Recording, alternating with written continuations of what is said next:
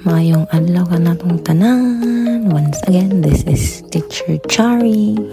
So karong adlaw, ato ta sa Bogo City kay na ay pagabuhaton. So magkuha og motor sa Honda. Uy, Honda baka naman. So passenger princess ta karon and pugman sa ni nato atong buhok kay bisag unsaon nato og apogong bad hair day lang gihapon. So diri sa Don Pedro na napod sila giayo, mura na ino siyang sinkhon, no? And here we are, maayong pag-abot sa Bogo City. So mo din siyang epicenter sa magnitude 6.9 there is sa Visayas. So as you can see, no, natumpag ang among Jollibee dere. So this is for demolition. O daghan pa jud mga establishment nga for demolition. So naabot na ta sa Honda.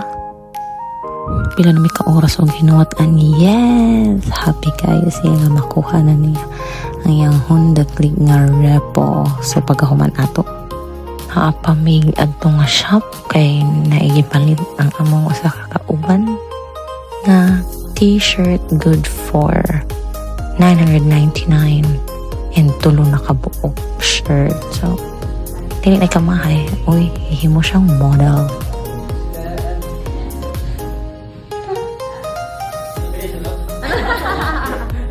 Siya ang gimodel pero dili siya anta iya ato.